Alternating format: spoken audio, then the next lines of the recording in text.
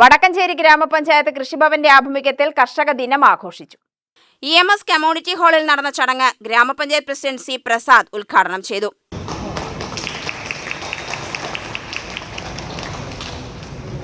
അവരുടെ ജീവിതമാർഗം എന്ന് പറയുന്നത് പാരമ്പര്യമായി ചെയ്തു പോകുന്ന ഒരു രീതി എന്നുള്ളത് കൊണ്ട് മാത്രം ഈ മേഖലയിൽ നിന്ന് പോകുന്ന ആളുകളാണ് ഈ കൃഷി മേഖലയിൽ ഇന്നും നിലനിൽക്കുന്നത്.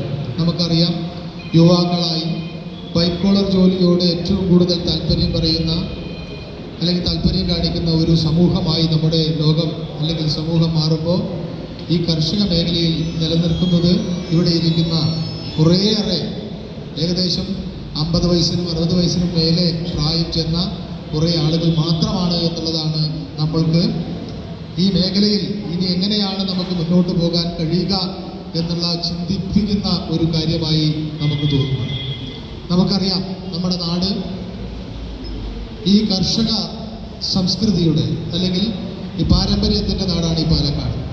ഈ പാലക്കാടൻ മണ്ണ് എന്ന് പറയുന്നത് നെൽകൃഷി ഏറ്റവും കൂടുതൽ നെൽ കർഷകരുള്ള ഈ കർഷക പാരമ്പര്യമുള്ള മണ്ണാണ് പാലക്കാടിൻ്റേത്. ചടങ്ങിൽ മികച്ച കർഷകരെ ആദരിച്ചു.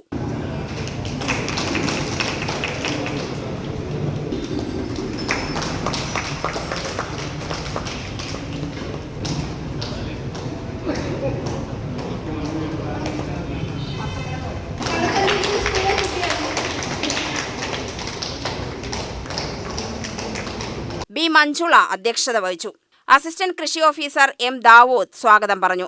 പഞ്ചായത്ത് അംഗങ്ങളായ ഷംസുദ്ദീൻ, ശ്രീനാഥ് സി കണ്ണൻ, ഗംഗാധരൻ, മോഹൻദാസ്, ഹനീഫ, രമാജയൻ, മാധവൻ, കവിത തുടങ്ങിയവർ പ്രസംഗിച്ചു.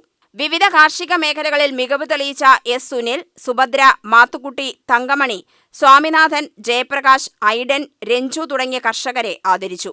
UTV news, Palakkad.